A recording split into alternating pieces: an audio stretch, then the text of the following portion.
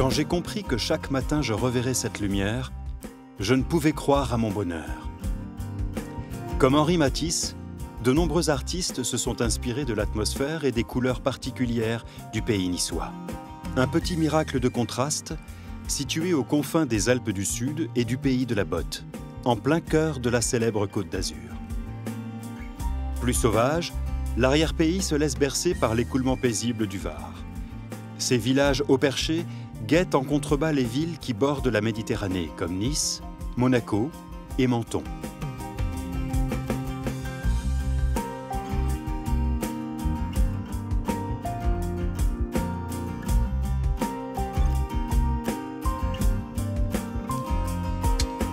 Au milieu de son verger, Laurent Ganac, un jardinier pas comme les autres, qui ne se défait jamais de son chapeau de paille, cultive un agrume à la peau jaune vif, parfumé et au jus sucré, le citron de Menton.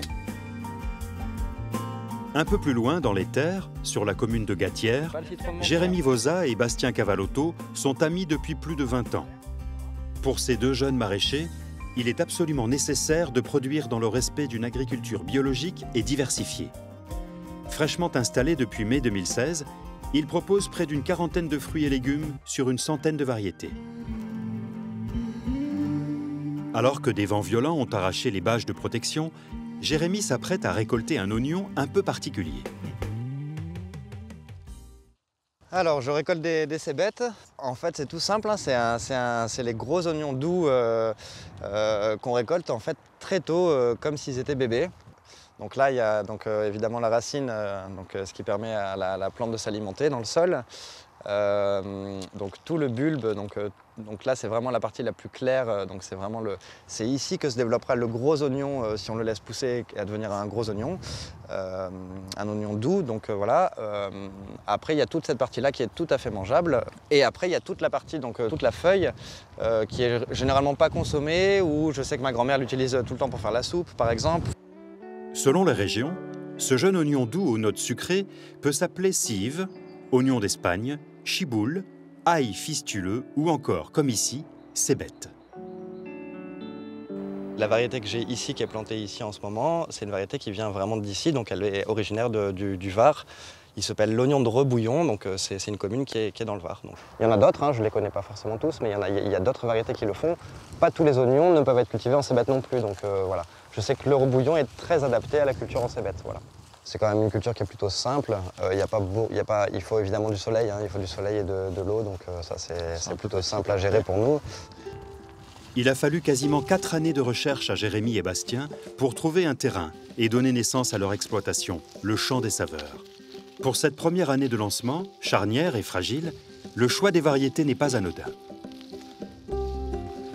Donc là on voit que c'est une plantation qui est très serrée.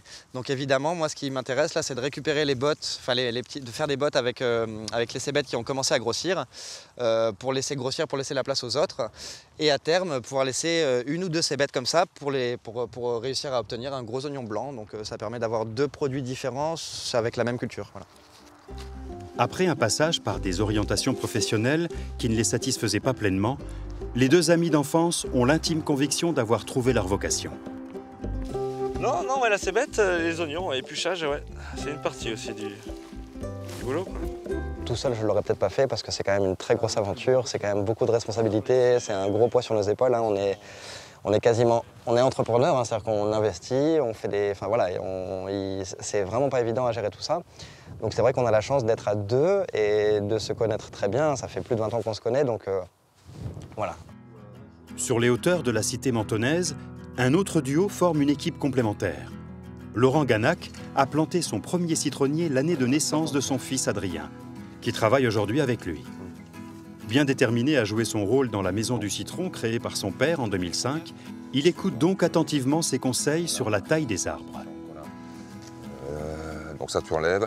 Ici, tu vois, on a une branche longue, mais qui est quand même assez faible. On ne la supprime pas, mais on va la réduire. Donc le principe, c'est quand même d'ouvrir les arbres, de les aérer, de les structurer, de les équilibrer. Comme vous pouvez le constater, il y a du boulot. En 1988, ce paysagiste originaire du Sud-Ouest choisit Menton pour développer son activité. Émerveillé par la découverte d'une culture portée par 500 ans d'histoire, il apprend à maîtriser le potentiel exceptionnel d'un terroir qui donne toutes ses qualités à cette pépite d'or jaune. C'est une chose qui se produit pour le citron de Menton. Nous sommes la zone la plus au nord où il est possible de cultiver le citron dans le monde. Il est bien évident, donc, même si nous avons un microclimat qui nous protège, que régulièrement le citronnier de Menton est amené à flirter avec des températures relativement fraîches. Et c'est ce qui a amené le citron de Menton, pour se protéger, à davantage se charger en sucre et en principe aromatique, sous forme d'huile essentielle, parce qu'il est évident qu'un citron, un fruit plus sucré, un fruit plus concentré sur certaines substances est évidemment plus résistant au froid, voire au gel. Un positionnement, voilà. Bercé par la culture des agrumes, Adrien a lui-même cherché à prolonger l'engagement familial en poussant son père à passer en culture 100% biologique. Tiens, mais je te laisse faire parce qu'elle a pris un petit peu l'humidité là. Tu sens comme ça sent bon les engrais organiques? Ça sent la corne. Ouais, alors là, effectivement, nous balançons de la corne de bœuf broyée. Broyée finement pour celle-là. À l'automne, nous en épandons une broyée beaucoup plus grossièrement. Ben, cette corne, elle nous amène de l'azote sous forme organique. Alors, bien large, hein, jusqu'à l'aplomb de la frondaison. C'est pas au pied du tronc que ça se passe. Hein. D'un point de vue personnel et éthique, rentrer dans le bio, c'est juste devenu une évidence. Il y avait tout ce que je pouvais raconter auparavant, mais aujourd'hui, ce que je raconte par rapport à nos options bio, ben voilà, tout est vérifiable par écrit. Voilà. La certification, ça sert à ça, valoriser, protéger. Ces valeurs résonnent aussi pour nos deux jeunes maraîchers, qui ont trouvé les moyens de faciliter la distribution de leurs produits bio et locaux. Voilà, on vous a préparé le panier, il est prêt. Alors qu'est-ce que vous avez mis de beau aujourd'hui? Alors vous avez, presque comme la semaine dernière, le brocoli, le chou rave, les radis, donc là il y en a 3 différents. Ah, c'est bête. Ah oui. Oh. Ce serait bête. Ça serait bête de louper les cébettes. Hop. Comme la semaine. Pour coller aux attentes de consommateurs désireux de gagner du temps, le Champ des Saveurs vend essentiellement par Internet.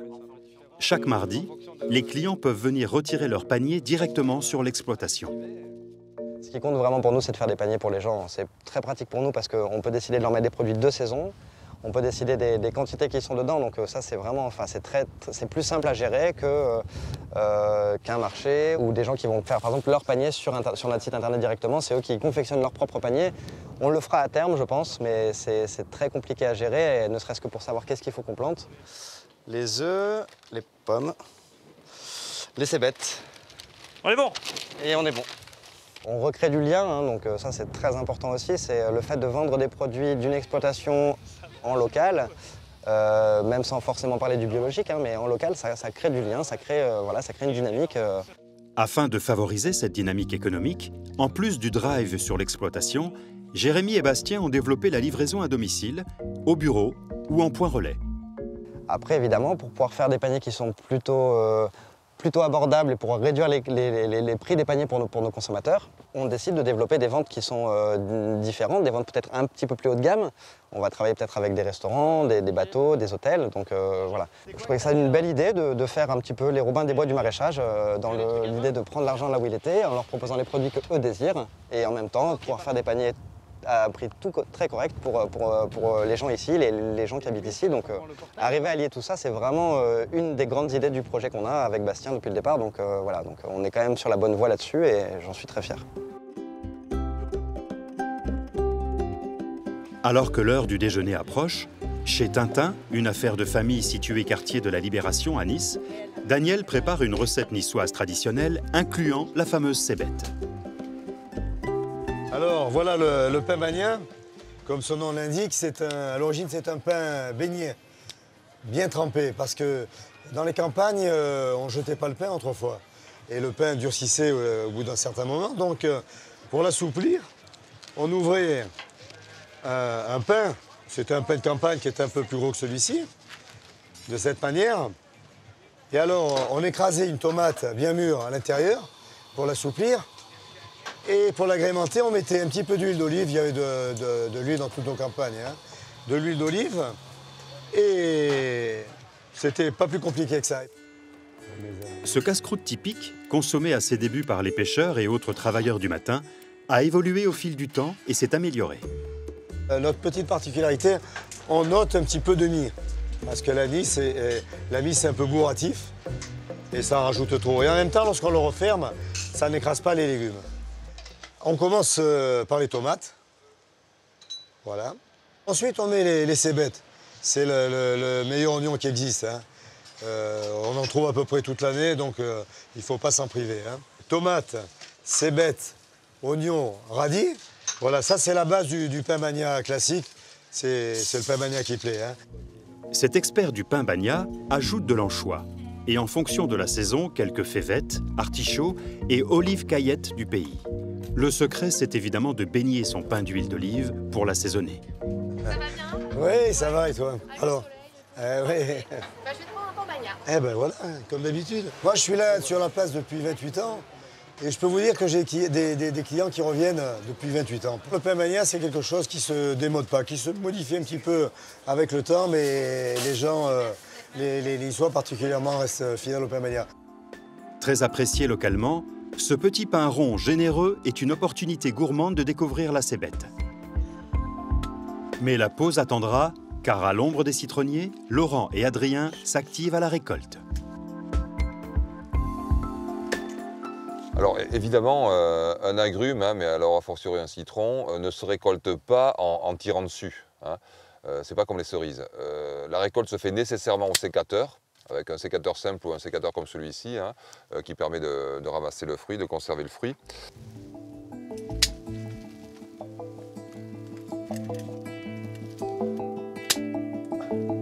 Il ne faut pas s'arrêter à l'aspect.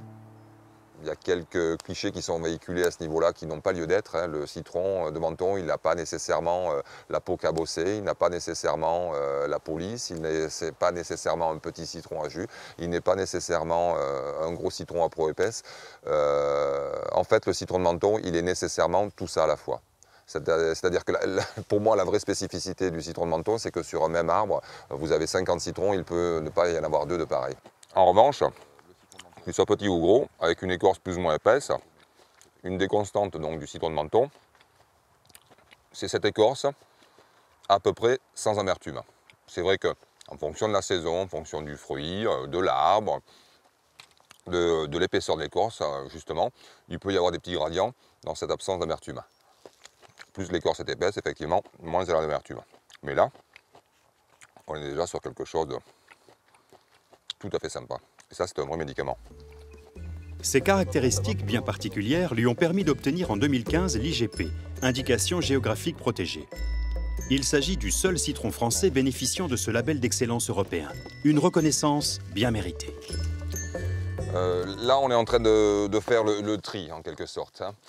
Puisque un citron de Menton, pour être IGP, d'une part, il doit être produit par un producteur habilité, ce que nous sommes, et ensuite pour en assurer la traçabilité et donc l'estampillé IGP, ce citron doit passer en station où il sera trié, calibré, conditionné. Et ce n'est vraiment qu'à la sortie de la station qu'un citron de Menton devient IGP. Alors là, je choisis un beau citron qui va finir citron de Menton, et là un citron qu'on a écarté qui lui ne sera jamais citron de Menton mais restera un simple citron de pays. Allez.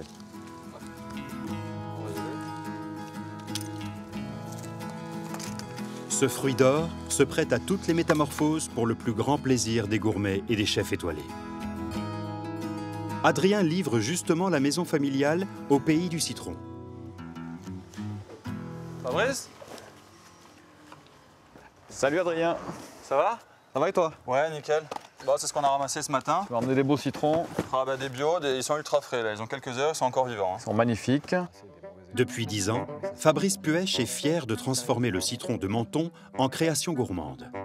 Il a notamment eu l'idée de développer un limoncello au citron de Menton. Alors à la base, le limoncello, bien entendu, est une recette italienne. On entend bien dans le nom du produit.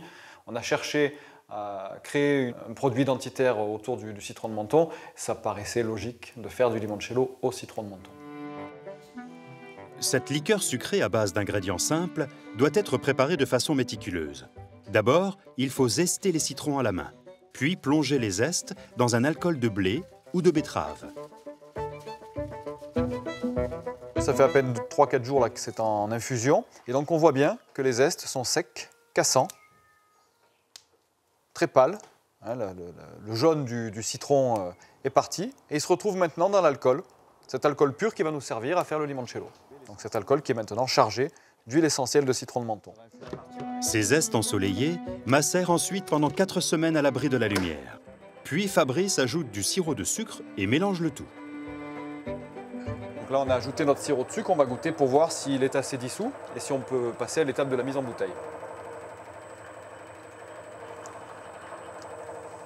Effectivement, il est parfait. On va pouvoir le mettre en bouteille.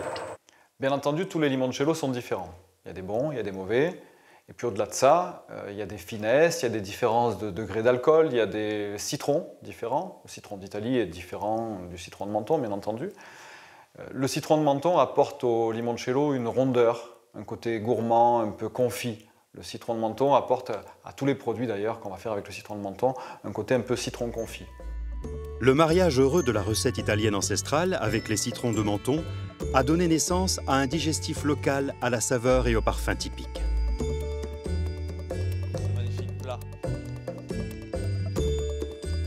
Comme le craignait Jérémy, le vent a encore soufflé sur le champ des saveurs.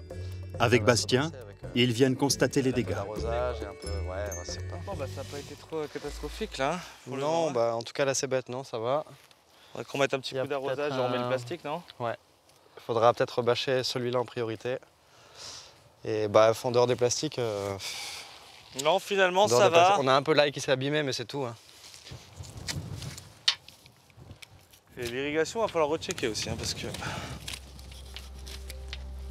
C'est une fatalité. Après, on ne peut pas faire autrement. De toute façon, c'est fait, c'est comme ça. Donc, il faut juste s'adapter, trouver des solutions. Hein. On va dire que ça empêche en rien tous les projets qu'on a. Ça va nous redemander. Ça aurait été bien qu'on n'ait pas ça à faire en ce moment parce que, évidemment, on arrive au début du printemps. Là, c'est le moment, c'est l'effervescence dans le maraîchage. Hein, donc, c'est là où il y a le plus de boulot, où tout se met en marche. Donc, ça aurait été très bien pour nous qu'il n'y ait pas ce petit problème. Mais bon, enfin, ce problème, parce que petit, il n'est pas vraiment petit. Donc, c'est pas la première fois qu'on change les portes d'entrée. De toute façon, qu'elles se tordent facilement. Et voilà. Mais bon, c'est assez simple. Je ne suis pas forcément inquiet pour l'avenir. Même avec les coups durs qu'on a pu essuyer là, non, c'est quand même des choses qui... Après, on n'a pas toujours 150 km/h de vent, 200 ou moins 7 de gel ou des choses comme ça, ou des conditions trop extrêmes tous les jours. Donc, je veux dire, ça se fait, ça se vit. Non, je ne suis pas inquiet au niveau des problèmes ni climatiques, ni quoi que ce soit. Plus dans le fonctionnement de tout ça et la rentabilité de la chose. Voilà. Malgré les aléas et les imprévus, Bastien et Jérémy sont animés par la volonté farouche de prouver qu'il est possible de vivre en produisant une large gamme de produits et de variétés en agriculture biologique. Si jamais je devais arriver à la conclusion que c'est pas possible de travailler en bio, j'arrêterais de faire ce métier. Je ne travaillerai pas en conventionnel, ça c'est sûr. En même temps, pour pouvoir dire ça, c'est parce que je suis convaincu que c'est possible en bio. Donc voilà. Donc ça, c'est sûr que je suis prêt à prendre tous les risques pour le montrer. Moi, j'aime pas forcément trop le mot de bio parce que ça apporte des idées qui sont... on est un peu perdu avec toutes ces notions. En vrai, on devrait appeler les produits qui sont traités avec un nom spécifique. Et les produits qui ne le sont pas, on devrait appeler les produits traditionnels parce que c'est comme ça qu'on travaillait avant. Avant le siècle qui est passé, le siècle précédent, on travaillait tous en bio. Clairement, on ne mettait pas de produits de synthèse, l'homme n'avait pas encore développé tout ça. Du coup, tout était bio, il faut bien le préciser, c'est important. Ce que nous, aujourd'hui, on appelle du bio, en fait, c'est ce qui est traditionnel et c'est les cultures conventionnelles sur lesquelles il faudrait mettre un nom. Donc voilà, donc ça, c'est vraiment très important à comprendre pour démystifier un peu cette idée de bio, de produit, produit qui va être vendu très cher. Voilà.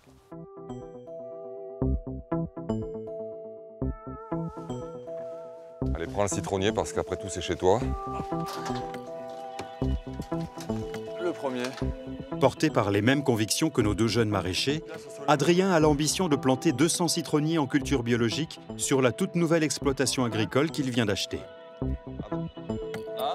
Là, ouais. Voilà. On a l'emplacement. Mais de toute manière, même quand le chevelu est trop dense ou comme il est là, ce qu'il faut, c'est en fait stresser la plante. Tout ça, on le déchire. Allez, c'est ton premier, vas-y. Allez, hop. Et en place. Dans quel sens? On l'ouvre? Voilà. La partie, on veut qu'il se développe par là, vers le sud, donc il ira toujours chercher la lumière. L'expérience, le savoir-faire et les conseils de son père constituent des bases solides pour Adrien, qui souhaite construire son nouvel atelier du citron afin d'agrandir l'exploitation. Et finalement, je suis la digne succession de mes parents, parce qu'entre un père qui est passionné de l'agriculture, de l'agromiculture, et une mère qui cuisine, finalement, je suis la combinaison des deux, où moi, je ne pouvais pas me satisfaire juste de récolter le fruit. J'avais envie d'aller plus loin et d'avoir mon propre laboratoire pour cuisiner mes fruits, mais préparer des confitures, des apéritifs ou même des liqueurs, des sirops. Il y a énormément de choses à faire, c'est ce qui est agréable et magique avec l'agrumes. Bon, on l'a, le premier citronnier. Il est en place.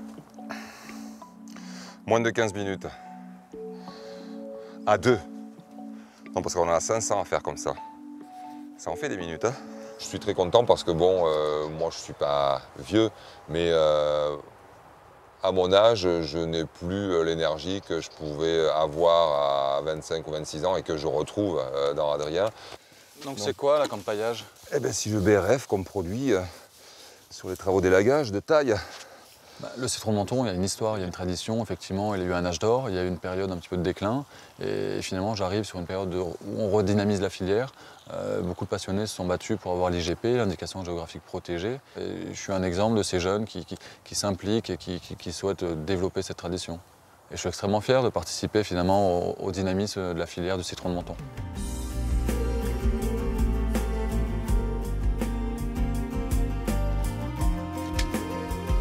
Adrien, Laurent, Jérémy et Bastien sont des militants dans l'âme. Ils sont fiers de préserver un terroir et ses produits d'exception selon des méthodes de culture approuvées par les anciens et qui se doivent d'être un exemple pour nos générations futures.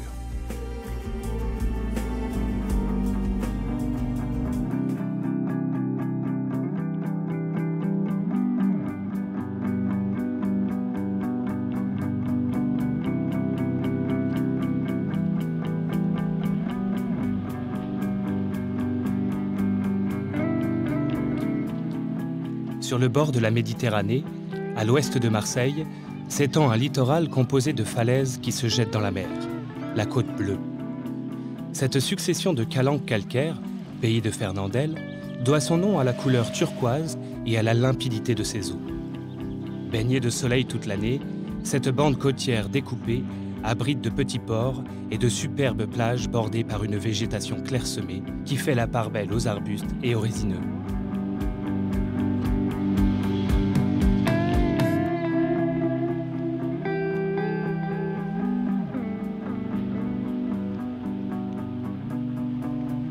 De tout temps, les habitants de cette terre tournée vers la mer ont su tirer le meilleur des deux éléments. C'est à Gignac-la-Nerte que Martin Petitjean a décidé de s'installer comme spirulinier il y a quelques années. Profitant de la douceur du climat, il a trouvé ici des conditions idéales pour la culture de cette algue microscopique aux multiples vertus.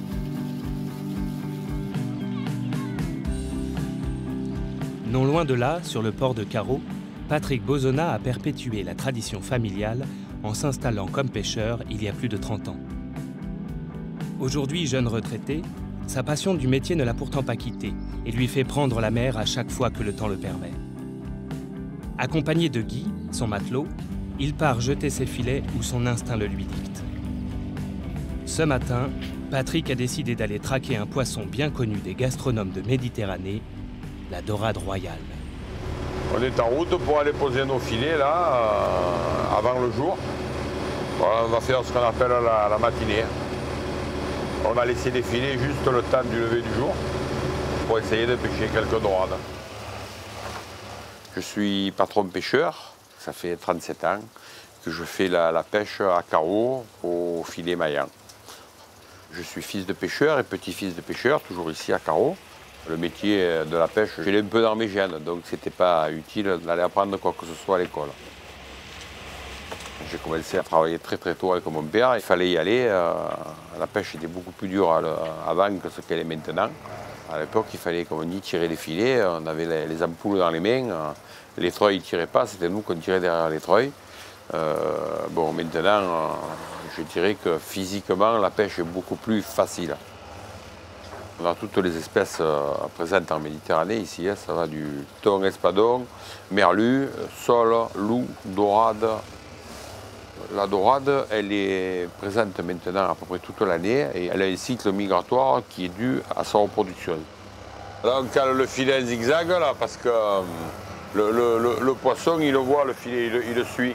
Et on a plutôt tendance à le pêcher dans le virage, quoi. Ça fait comme il se retrouve, disons, un peu, pas enfermé, mais le fait de le mettre en zigzag, ça améliore la pêche. Une fois les filets posés, il faudra attendre quelques heures que le jour se lève et que la mer veuille bien les remplir de ses trésors.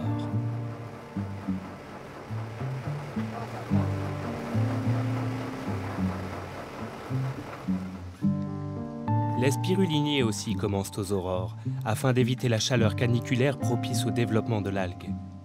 Comme tous les jours, Martin fait le tour de ses bassins pour s'assurer que ses précieuses pensionnaires se portent bien.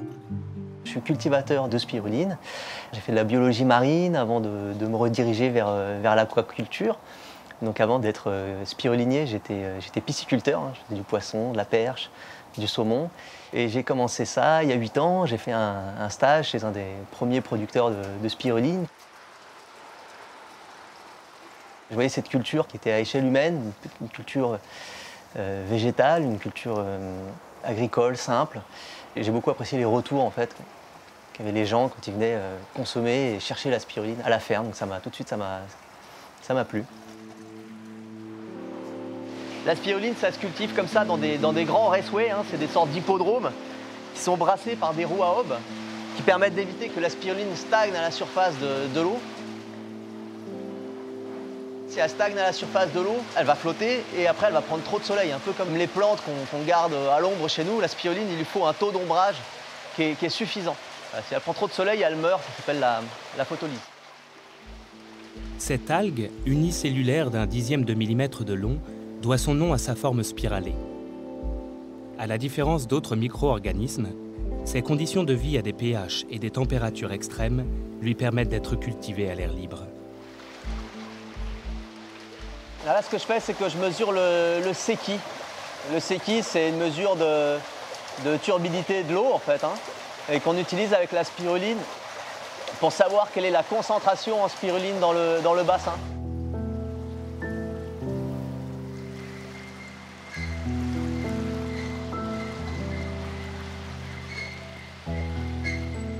Là, on a vraiment une portion de la spiruline qui va flotter en s'agglomérant, donc c'est assez étonnant, hein. C'est quelque chose d'assez dense.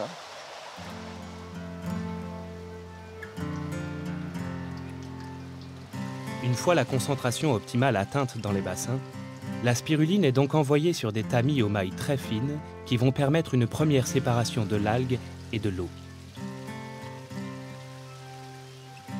Donc l'eau, elle passe à travers les tamis et elle retourne dans les bassins. Donc on réemploie l'eau à chaque fois, l'eau qu'on utilise pour la filtration, elle retourne dans le bassin et elle resserre pour la culture. Et on va obtenir ici une crème d'algues.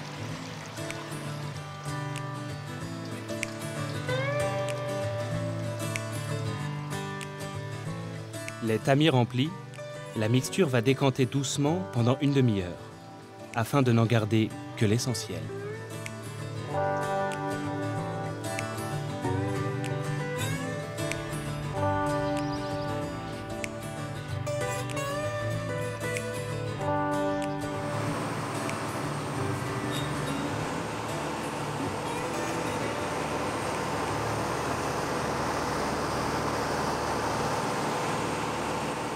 À quelques kilomètres de là, au large de Fos-sur-Mer, une autre récolte est sur le point de commencer. Il est l'heure pour Patrick et Guy d'entamer une nouvelle phase de leur travail.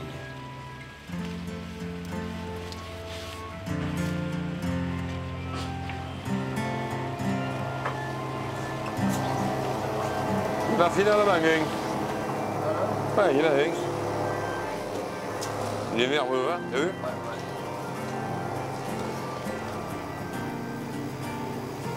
On n'est pas débordé hein, par le nombre de poissons. Hein. Aujourd'hui, ça n'a pas l'impression que ça a voulu. Saint-Pierre, il n'a pas été généreux aujourd'hui. Enfin, on n'est pas au bout, hein. Il y en a encore. Et là, c'est pour pêcher quelques dorades, fait du poisson à écaille, quoi. Il y a eu des sopes, un bajot, voilà, des poissons. C'est du poisson à griller qu'on appelle, nous. Il est nickel, on le met dans la glace de suite.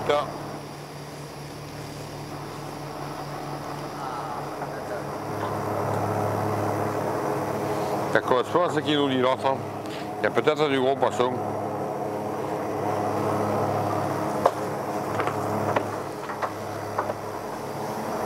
Et voilà une dorade. La dorade, elle n'échappe pas à la règle de tous les poissons qui sont bons gustativement au moment où ils sont gras. C'est-à-dire au moment de leur reproduction et pendant les 2-3 mois avant leur reproduction, quand le poisson a bien mangé.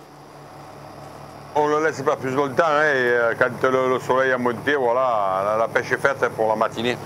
Voilà, c'est comme ça, quoi. C'est pas au crier pas du poisson, on le tire. Voilà. Ah, le pas joli.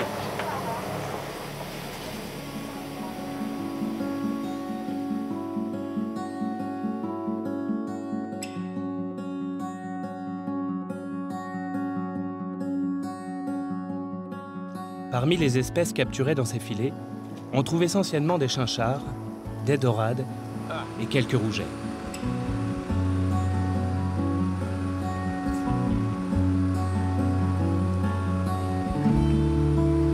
On va les trier par catégorie, ranger dans les caisses et voilà. Prêt pour la vente, pour la vendeuse le matin. Grâce à cette technique du filet maillant et à son expérience, Patrick sélectionne au mieux les espèces qu'il veut pêcher selon les saisons et en respectant leur cycle de vie. C'est cette démarche durable et sa connaissance de la mer qui lui ont permis de vivre de ce métier exigeant.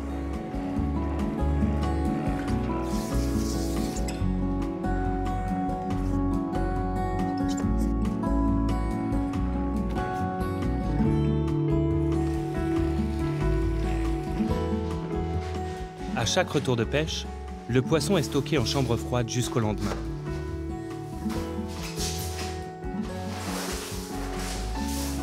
Pour pallier l'absence de criée, sa femme Jocelyne le vend directement sur le port. Sur son étal, elle propose ainsi toutes sortes de poissons, dont la dorade rose, localement appelée pajot. Le terme dorade désigne en effet toutes les espèces de la famille des sparidés, mais seule la dorade orthographiée AU est réservée à la dorade royale. Cette saison, voilà, il y a les dorades, les sards. Le barbecue, le meilleur. Un petit peu de pastis, un peu d'ail, vous faites mariner et après au barbecue. Voilà. Et c'est un régal. Et après on se casse le ventre. J'en veux deux alors. Allez. 4 petites. La dorade, ce calibre-là, là, les portions à la poêle, enfarinées et frites, c'est délicieux. Voilà. Après, à la plancha aussi, et barbecue et four. Après, ça peut se faire au cru aussi. Hein. On peut faire plein de choses. Allez, qu'est-ce qu'il vous faut alors? Des beaux yeux? Donnez-moi des beaux yeux. On a beaucoup de gens du coin, de la région, qui viennent régulièrement. Bon, déjà, tous les petits villages autour. Et après, on a beaucoup de gens qui viennent tous les 15 jours ou une fois par mois. La plupart du stock est ainsi écoulé en vente directe. Une philosophie partagée par Martin, qui pour l'heure doit encore travailler son produit avant de pouvoir le commercialiser. Là, du coup, on a laissé décanter la spiruline dans le tamis. Et on l'a récupérée. On la met au centre là, pour qu'elle finisse de s'égoutter. Et après, on va la récupérer et puis on va aller la presser. Donc là, ça va, elle a un bon aspect. Selon les spirulines, elles vont avoir un aspect un peu plus ou moins dense, plus ou moins fluide, on va dire. On va la mettre dans des seaux. Voilà. On va la presser dans des linges et après, on va avoir quelque chose de l'ordre de la pâte à modeler, la spiruline fraîche. Et la prochaine étape.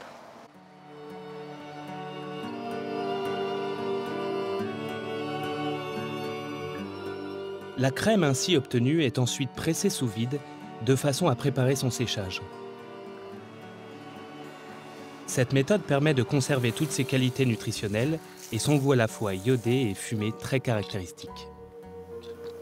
La spiruline industrielle, elle n'est pas du tout séchée et récoltée de la manière dont nous on le fait. L'eau des bassins est centrifugée pour obtenir une crème.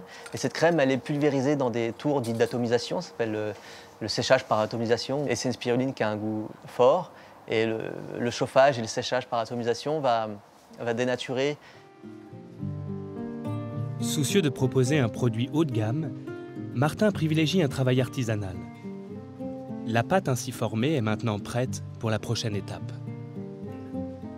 Là, ce qu'on a, c'est un poussoir hydraulique, qui est à l'origine un poussoir à saucisses, qu'on a adapté avec une pièce au bout. Au lieu de faire des saucisses, on va faire des spaghettis.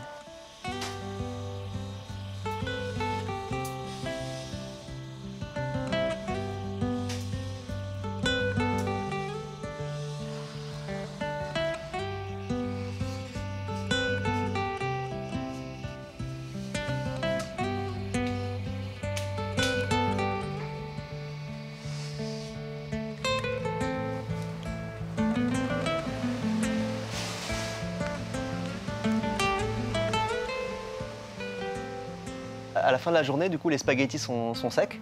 Donc on va aller les récupérer et on va les mettre dans des caisses et après on va en faire des paillettes. Donc là, on a une bonne spiru bien croustillante.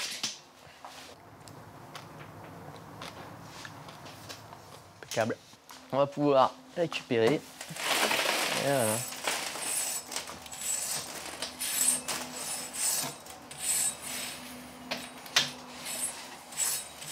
Du coup, là, les spaghettis qu'on a récupérés, on va les concasser un peu et puis on va les mettre dans une sorte de mixeur, en fait, tout simplement, pour avoir des petites paillettes, que ce soit plus facile à manger.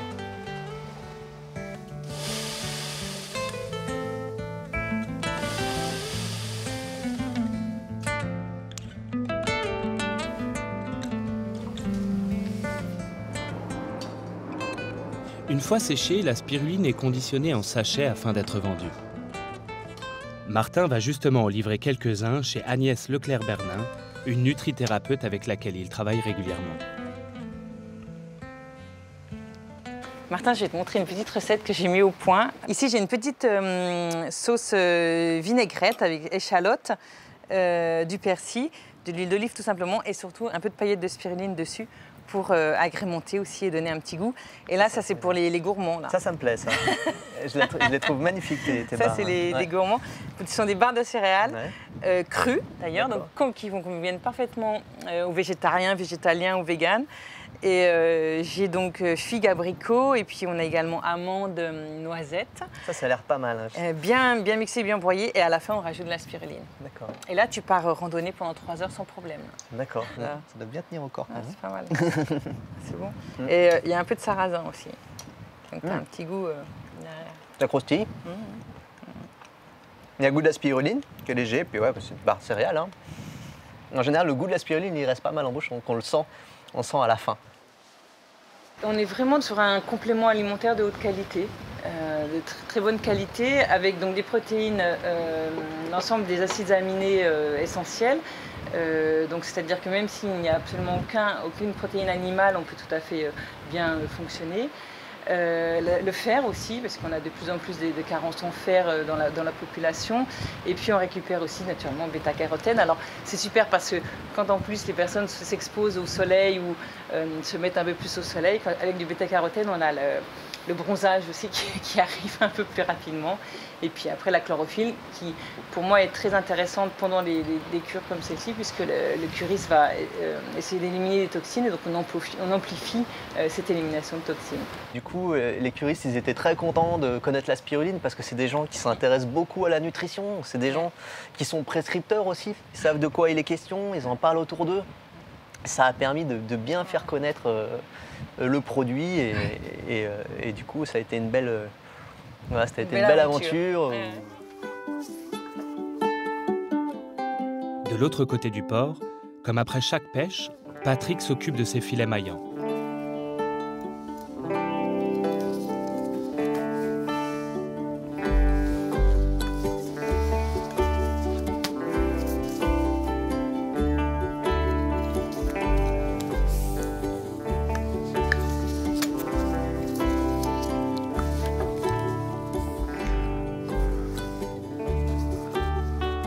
Mais aujourd'hui, il a rendez-vous avec Frédéric Bachet du parc marin de la Côte Bleue afin de discuter de l'évolution du milieu et des espèces qui le peuplent. Bonjour Fred. Bonjour Patrick. Ça va? Ça va.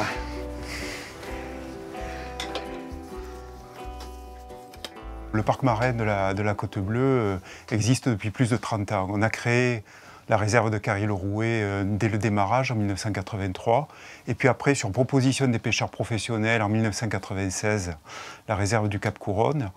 Donc ce sont des dispositifs où on a mis sous protection une partie du milieu marin de la Côte Bleue. On fait un suivi scientifique pour voir ce qui se passe. Il se produit ce qu'on voit classiquement dans les réserves, avec une augmentation des densités de poissons. On a une augmentation des tailles des poissons également, qui est notable, qui est très visible. Et une probabilité de rencontre d'espèces rares ou recherchées par la pêche, mais qui se déplacent le long du littoral, qui est beaucoup plus importante dans les réserves. J'ai toujours fait ce métier. Ça a beaucoup évolué parce que, bon, pour moi, c'est le milieu qui a évolué. Et de fait, les espèces ont évolué. Le fait le plus marquant que j'ai vu tout au long de ma carrière, ça a été la diminution de la taille des petits pélagiques, pas le nombre. Le nombre il y est, il y en a même plus, mais tout ce qui est la taille des poissons, ce qu'on appelle nous, entre guillemets, le poisson fourrage, on travaillait dessus avant, il y avait de grosses pêcheries de sardines, d'anchois, qui ont disparu, hein, pas faute de poissons, faute de la grosseur du poisson. Le milieu, c'est une chose, la ressource, c'en est une, mais maintenant, la ressource, même qu'elle y est, il n'y a plus de pêcheurs, je dirais. La population des pêcheurs est très vieillissante, les jeunes ne reprennent pas la suite, pas que ça ne les intéresse pas. Ils se trouvent devant une montagne de difficultés administratives. Pour ce qu'on constate, ce n'est pas intégralement lié à des problématiques de ressources, alors que le métier de pêcheur est réellement un beau métier. Ouais. Qui vaut le coup d'exercer, d'être appris. Oui, bien sûr, bien sûr. Si Patrick se bat pour préserver l'un des plus vieux métiers du monde, Martin s'évertue à faire découvrir au plus grand nombre son activité encore confidentielle. Les visites, je fais ça en saison tous les mardis soirs. Donc on a 1 heure de visite. Je le fais pas énormément, mais j'aime bien quand même avoir du monde pour qu'ils aient quand même l'opportunité de venir visiter la ferme. Le goût est assez léger finalement. Je vous mets dans la main? Oui. Vas-y, goûte. Hein. Et souvent les enfants, ils aiment bien en plus. Non, le goût n'est pas désagréable du tout. Ouais. Nous, en tant que bons méditerranéens, on aime les anchois, les petits trucs, et ça passe en fait. Ça fait non, il y a un petit goût salé en fait. Ouais. Ouais. Donc, ils pourront le manger. Oui. Vous pourrez le manger. C'est une bonne nouvelle. Hein. C'est large. Surtout des gens qui prennent ça pour le tonus, le bien-être en général, les carences, un petit coup de fatigue et qui prennent ça pour se requinquer. Ce que j'ai fait au début, c'est que j'ai beaucoup fait de marchés dans la région, hein, tout autour de chez moi. Je ne suis pas parti à plus de 30 km de chez moi au début. Je me faisais connaître à côté et puis après j'ai fait mon site internet. Ça a permis de développer l'activité comme ça. Ah oui. Tu vois ?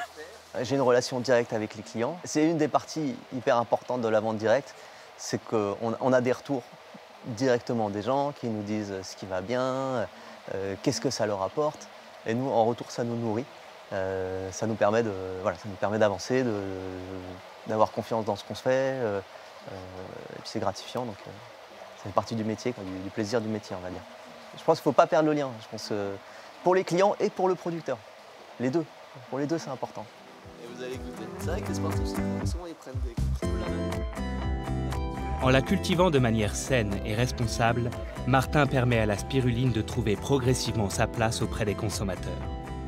De leur côté, les pêcheurs comme Patrick luttent pour que la dorade continue d'agrémenter les étals de la Côte Bleue. La preuve qu'à terre comme en mer, les produits existent bien souvent grâce à la volonté des hommes.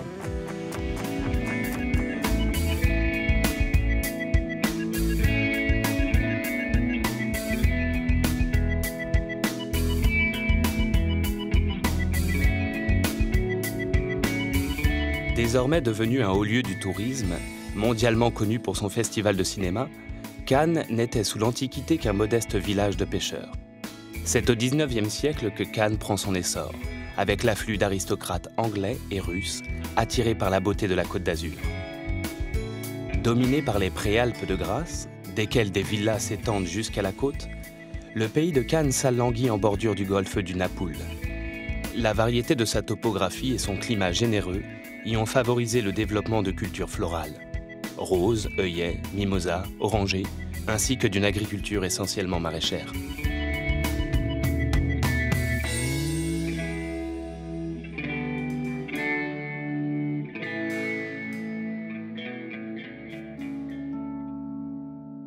Sous la chaleur du sud, au milieu des collines, Jean-Charles Orceau arpente ces terres verdoyantes où poussent des artichauts violets. Ils sont magnifiques la benne, hein. Ils sont beaux. Hein. L'artichaut violet de Provence est une variété précoce reconnaissable à sa forme conique de petite taille et à son capitule de couleur violette. Perché au milieu de sa plantation de bigaradier, aussi connue sous le nom d'oranger amer, Claude n'a Dieu que pour sa fleur. Alors voici la fleur de bigaradier, voilà. Donc c'est très délicat, il y a 5-7 pétales. Passionné par son terroir et son héritage, Claude est intarissable sur la fleur d'oranger. Il faut dire que la Provence est connue pour en être le berceau en France. Chez les Izoardi, la fleur d'oranger, c'est une histoire de famille. On la met là pour nous d'abord. Et ce matin, une douce frénésie règne sur l'exploitation familiale. Viens là, Minette, regarde, là t'as une branche pour toi. L'ancienne roseraie datant du XVIIIe siècle, aujourd'hui reconvertie en plantation de bigaradier, est baignée par le puissant parfum de ses fleurs. Autour de Claude, 3 générations se retrouvent pour la récolte de ce précieux produit. L'histoire de la famille s'est bâtie autour de la fleur d'oranger. J'ai un trisaïeul qui est d'origine italienne, comme mon père, hein, et qui était maçon donc, de son métier, mais qui a installé ici, sur cette terre, des bigaradiers. Voilà. Et donc les bigaradiers sont sur ce terrain depuis plus de 100 ans. Et mon père a rencontré ma mère en venant faire les saisons de cueillette ici. Il y en a une branche plus haut, vous arrivez à bon. Oh là là, attention, attention. L'origine du bigaradier et de la fleur d'oranger est incertaine.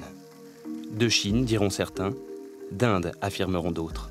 Sa culture fut introduite au XIe siècle en Provence par des croisés qui rentraient au pays. Quand on parle de fleur d'oranger, on parle de l'arbre qui produit cette orange amère qui s'appelle le bigaradier et qui produit également une fleur particulière qui est gorgée d'essence qu'on appelle le néroli, dont les parfumeurs se servent pour fabriquer un fixateur de parfum. Et dans l'eau de distillation est vendue sous l'appellation d'eau de fleur d'oranger.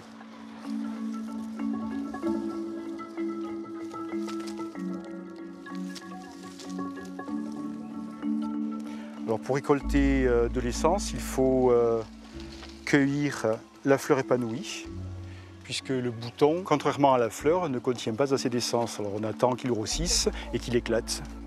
Ce savoir, Claude le partage avec celui qu'il transmet à ses élèves en tant qu'instituteur. Comme la plupart des récoltants, il fait ça à côté de son travail, par passion et attachement au patrimoine. Allez, venez entrer. La récolte de la journée est maintenant triée. On sépare l'essentiel des feuilles de la fleur. Un travail minutieux et fastidieux, mais qui n'enlève rien au plaisir de Claude. C'est quelque chose qui vient de loin et moi je ne veux pas être celui qui va arrêter la chaîne. Voilà. Donc je continue, puis ça me plaît. J'espère que quand j'aurai l'âge de papy, les petits, ils seront autour de la table, s'ils travaillent dans la région, en train de trier la fleur comme on fait aujourd'hui.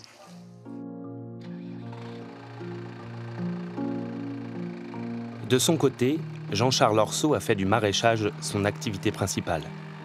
Ancien rugbyman passé par Nice et Toulon dans les années 80, il a toujours mené une vie d'agriculteur en parallèle. Le matin au champ, l'après-midi aux entraînements. Moi, je suis déjà fils d'agriculteur, donc c'est une exploitation familiale au départ. Et naturellement, j'ai passé l'essentiel de mes vacances à donner un coup de main sur l'exploitation. Bon, c'est là est venu ce goût de faire ce métier. Sur son exploitation de 10 hectares, entièrement en agriculture biologique, c'est l'heure de la récolte des artichauts. On est dans la grosse semaine, on n'en a même pas 2 palettes d'avance, on n'en a même pas une peut-être. Variété précoce qui se récolte de mars à mai, puis de septembre à décembre, Il est cueilli légèrement immature pour favoriser sa tendreté. C'est vraiment l'artichaut local, c'est ce qu'on appelle le petit violet, l'artichaut poivrade qui peut aussi se consommer en barigoule, c'est-à-dire cuit, mais qui a surtout une finesse qui le prédispose à être mangé cru. Le premier gage de fraîcheur dans l'artichaut, c'est vraiment sa fermeté, quoi. Le fait que l'inflorescence soit ferme, ça traduit vraiment qu'il y a une fraîcheur et que c'est vraiment le premier gage de qualité, comme dans la plupart des fruits et légumes, c'est la fraîcheur, quoi. Le développement de l'artichaut serait dû à Catherine de Médicis, qui au XVIe siècle l'introduisit en France. 100 ans plus tard, il occupe une place de choix à la table de Louis XIV à Versailles. C'est un vrai goût d'artichaut, avec une légère amertume, mais en fait, une texture aussi qui est très agréable. Même la partie supérieure, qui est généralement moins tendre que le cœur, elle apporte un croquant qui est tout à fait complémentaire du reste. Plante précoce et pérenne, l'artichaut s'accommode parfaitement du virage bio pris par Jean-Charles il y a une dizaine d'années.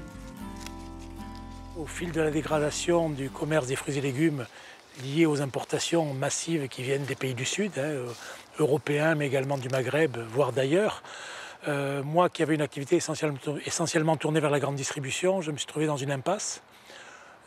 Que faire? À la limite, la solution, c'était soit faire de la vente directe, soit alors aller au bout de mon métier, c'est-à-dire vraiment passer un cap, abandonner carrément les pesticides pour passer en culture biologique. Après beaucoup de sacrifices et un travail rigoureux de la terre, la récompense est là pour Jean-Charles. Considérés comme des produits d'exception, ces artichauts sont aujourd'hui très demandés.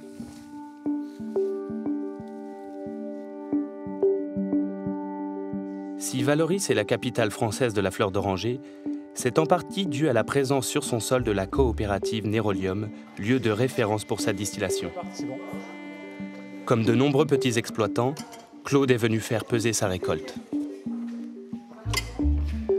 C'est une des premières fois que je vois autant de monde. Ça prouve que la récolte connaît une sorte de revival, je dirais. Et donc les gens sont sensibles au discours que la coopérative leur tient.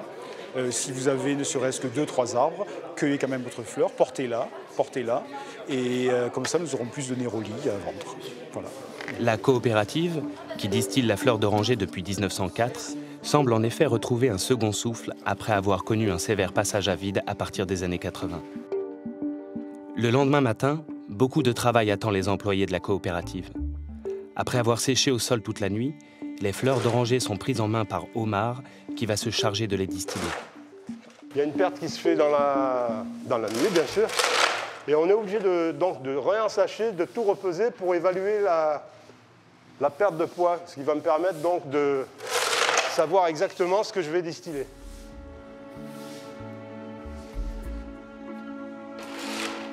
Les fleurs entament la dernière étape de leur voyage. Les techniques utilisées par Omar et qui lui ont été transmises par ses prédécesseurs sont sensiblement les mêmes qu'au début du XXe siècle. Les 800 kg de fleurs récoltées sont mélangées à leur équivalent en eau et chauffées dans un vieil alambic. Ben voilà, là vous avez un des alambics qui continue à fonctionner, qui date de 1904. Moi, ce genre d'alambic, le peu de temps que j'y passe dessus, il me fait rêver, quoi. Je revis encore les moments qui devaient passer dans les années 1900, tous ces gens-là qui travaillaient ici. On a comme une drôle de sensation devant ces cuves. Comme si les fantômes de l'époque veillaient à ce que cet élixir garde au-delà du temps toute son authenticité. Je suis en train d'extraire donc l'huile essentielle qui est encore mélangée à l'eau avant d'être séparée. De ce processus de séparation, Omar tirera 2 produits.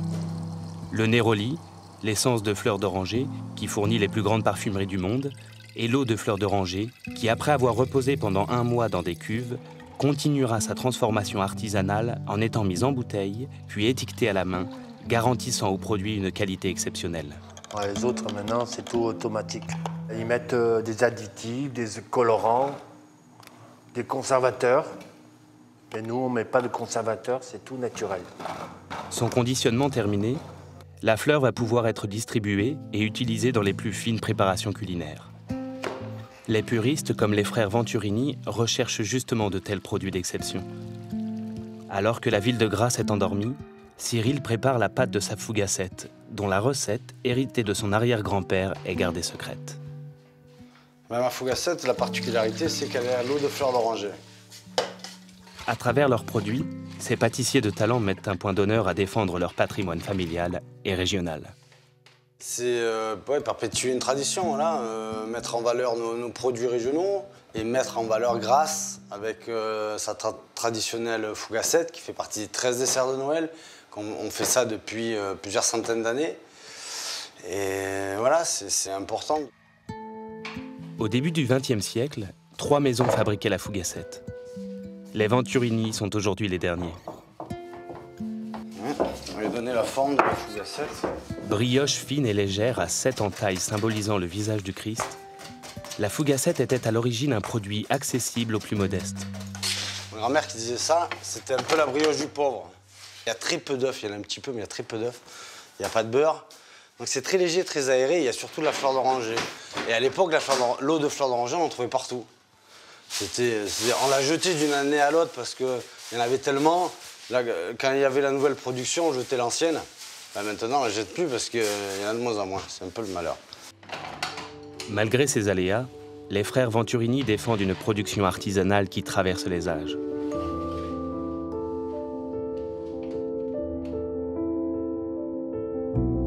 Nous retrouvons Thierry, le jumeau de Cyril, sur son stand. Au marché, le succès de la fameuse fougassette se confirme. Elles sont réservées, j'en ai plus. Ah. J'en ai plus. Merci, je vous fais la bise. Merci. Et c'est un produit qui rappelle l'enfance, parce que de génération en génération, ils viennent nous voir depuis pratiquement 100 ans. Les grands-parents amènent leurs petits-enfants, et beaucoup, ça leur rappelle leur enfance. C'est des produits basiques, en fait, et naturels. Ça fait que tout le monde aime, les enfants, ils aiment. Et lorsqu'ils ont ce goût-là à l'enfance, ils y reviennent toujours. La fleur d'oranger, parfum d'enfance et de soleil, est promise à un bel avenir sur les tables des gourmands de Provence et d'ailleurs. Comme chaque matin, Jean-Charles prépare le conditionnement de ses artichauts. Il attend la visite d'un grossiste bio qui doit venir récupérer la récolte de la veille. On travaille essentiellement localement. On travaille localement avec un grossiste bio qui s'appelle Nature 10, qui sont des gens de référence dans le bio. Ce sont des anciens agriculteurs qui ont en parallèle à leur exploitation monté une structure d'expédition.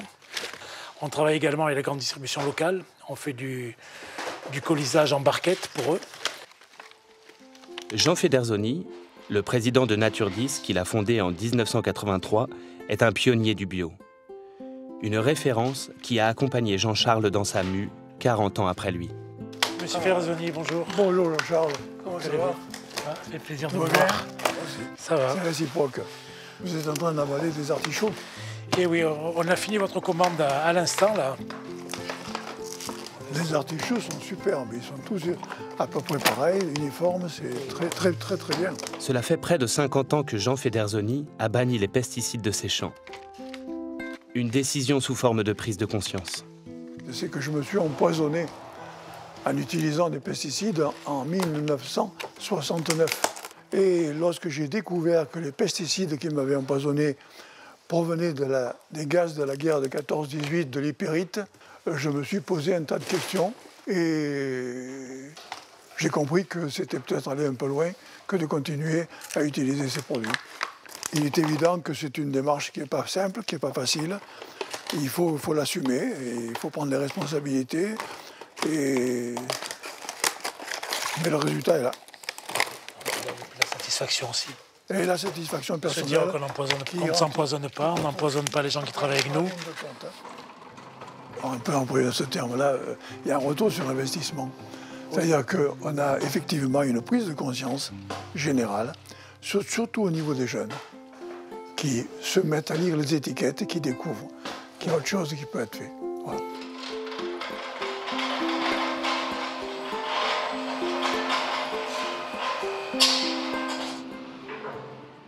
L'artichaut, comme la fleur d'oranger, a sa recette typique et ses promoteurs indéfectibles. Dans son restaurant cannois, aux bons enfants, Luc Giorzetti s'affaire en cuisine. Moi, je le fais au couteau, c'est plus rapide. Donc après, on taille légèrement le fond de l'artichaut. Alors, le restaurant est dans la famille depuis 1935, donc ça fait 82 ans. Et il y a eu 3 générations, en fait. Ma grand-mère qui a été la fondatrice, la créatrice du restaurant, qui était au fourneau, mon père et ensuite moi depuis 99. Et donc ça fait 3 générations, c'est une histoire qui se perpétue, ça fait plus de 80 ans qu'on est la même famille en fait à la tête du restaurant. Et j'ai mon fils qui actuellement justement fait l'Institut Paul Bocuse à Lyon. Alors peut-être une 4e génération qui est en attente. Donc, ensuite on les coupe en 4. Alors on enlève un petit peu le foin qu'il peut y avoir à l'intérieur. Ici, on défend une cuisine simple et traditionnelle, alors forcément, l'artichaut à la barigoule a sa place à la carte. C'est une recette typique, je dirais, d'ici du Sud, avec ces petits artichauts. Et l'artichaut, effectivement, pour moi, ça évoque un peu la Provence, les plats quand j'étais gamin. Mais bon, j'aime bien le travailler, c'est un produit avec une saveur vraiment particulière. L'artichaut à la barigoule doit son nom aux champignons dont il était farci à l'origine. Et si ce dernier n'est plus utilisé depuis longtemps, l'appellation, elle, est restée. Oui, on perpétue complètement la tradition. Il y a certaines recettes, alors la carte a évolué, mais enfin il y a certaines recettes qui sont un peu immuables. Là, l'artichaut barigoule, c'est typiquement une recette classique que faisait ma grand-mère. Donc c'est un petit peu un retour en arrière, on est toujours un peu nostalgique, on pense aux grands-parents, à son enfance, un peu la Madeleine de Proust, quoi. De la terre à la cuisine, l'artichaut est un bout de notre patrimoine, où saveur et savoir-faire se font écho l'un à l'autre. Si tu peux, Hermire, me verser l'eau dans les artichauts, s'il te plaît, la bouteille qui est là. Ici. C'est toujours agréable de savoir que les choses peuvent se perpétuer et qu'une fois qu'on n'est plus là, il y a des traditions qui restent et c'est un petit peu ce qui fait la culture française aussi, d'une manière générale. Donc transmettre ce savoir, c'est ce qui est le plus important. La transmission, c'est bien le maître mot de tous ces travailleurs de l'authentique qui, par leur engagement, créent des ponts entre hier et demain. Sur l'orangeraie familiale, Claude Isoardi et son père Maurice accompagnent Delphin, le fils de Claude, qui va planter son premier oranger. On a un gros soleil là, on peut le planter ici, que ça passe. On est bien là, hein? Voilà, on est bien en ligne. Ils sont heureux de lui transmettre l'amour de ce produit. L'émotion est palpable au moment où Delphin dépose le jeune arbuste en terre. Alors vas-y, tu le poses bien au milieu, dans l'axe des 2 autres. Exact, il est bon. Voilà, très bien. Là, il est bon. J'ai commencé à cuire en 37. Heureusement qu'il y a la relève. Heureusement. Et oui, on a eu plusieurs gels, malgré ça, on a toujours continué à les entretenir. Pour nous, la fleur d'oranger, c'est aussi une histoire d'amour. Une histoire d'amour entre les êtres, mais aussi une histoire, une affection entre les arbres et ceux qui s'en occupent. Je veux dire, les arbres nous rendent beaucoup de ce qu'on leur donne. Delphin devra s'armer de patience. D'ici 1 an, il pourra greffer son oranger pour en faire un bigaradier. Il lui faudra ensuite attendre encore 4 ans pour pouvoir récolter ses premières fleurs et ainsi assurer la pérennité de l'orangeraie. S'assurer que la fleur continue d'exister, c'est le combat de Renée Pugy. Présidente de la coopérative Nérolium, elle s'occupe de planter des bigaradiers qui se sont raréfiés à cause de l'activité immobilière et encourage les petits exploitants comme Claude à récolter et transmettre leur savoir. Il avait planté les pépins. Voilà. Et on est arrivé à faire un arbre comme ça. C'est magnifique ça. C'est magnifique, complètement. La fleur d'oranger, ça fait partie de notre identité, ça fait partie de notre histoire, de notre patrimoine. C'est essentiel. C'est un patrimoine végétal, hein, mais c'est un patrimoine quand même. On ne détruit pas le patrimoine, hein, on ne détruit pas le château, il faut le garder. Et ces bigaradiers, bon, peut-être que la nature étant ce qu'elle est, il arrive un moment où il y en a qui meurent, mais il faut les remplacer justement pour que ça continue, pour que la récolte continue. Que ça continue, c'est sans doute ce à quoi Claude pense alors qu'il admire avec son fils le dernier né de l'exploitation familiale. Jean-Charles Orceau, lui, prend chaque année de nombreux stagiaires avec cette ambition de leur enseigner son savoir-faire. Et ce matin, Maxime et Max sont venus lui prêter main forte pour la récolte de ses artichauts. Grande attention de ne pas couper les rejetons, hein, Maxime? Dans l'agriculture, la transmission, c'est quelque chose qui est quand même fondamental. Ça ne fait que 7 ans qu'on est passé en bio, donc on est aussi à un stade d'expérience et on partage aussi beaucoup d'expérience par rapport à une logique de diversification de culture, par rapport à des essais que l'on fait, par rapport à des loupés que l'on a et que l'on essaie d'éviter l'année d'après. Donc il y a à la fois une transmission, il y a aussi un partage, puisque je leur donne des informations et ils m'en renvoient aussi. L'arrivée d'une nouvelle génération d'agriculteurs, déjà très sensibilisés par le bio, redonne un second souffle à l'agriculture traditionnelle. Tu vois Maxime, là j'ai fait une bêtise, tu vois, j'ai coupé un peu long. Ah, et du coup il y a le petit derrière qui va pas grandir. Qui a été sacrifié. Pour moi, le bio, c'est devenu une évidence aujourd'hui. Donc même si c'est encore un petit peu flottant sur quelques aspects de l'agriculture, c'est vraiment là-dessus qu'il faudra travailler. Et donc voilà, on va prendre des choses, les savoirs anciens, et essayer de rajouter la sauce nouvelle, la sauce du bio. Même si je tiens à dire quand même, le bio, avant, ça allait de soi. C'était tout en bio. Du coup, voilà, de revenir à un savoir, c'est pas vraiment nouveau. Échange entre deux générations réunies par leur volonté de cultiver d'une belle manière, dans le respect de la terre, et qui donnera le ton à l'agriculture de demain. Si je cherche à leur faire passer quelque chose, et ce qui est essentiel dans la base, quand on veut s'installer, quand on veut être son propre patron sur un bout de terre, c'est de savoir que c'est la terre qui commande, et qu'à partir de là, il faut l'accepter, et chercher à prendre le bon côté des choses aussi, et profiter des saisons, profiter des moments, et essayer de les vivre bien, parce qu'on y passe l'essentiel de notre vie. Jean-Charles et Claude sont aussi différents l'un de l'autre que le sont l'artichaut et la fleur d'oranger. Mais ils partagent la même passion pour leur terroir, et le même désir de le voir perdurer, pour que leur travail et leurs produits s'insèrent dans la modernité et relèvent les défis à venir.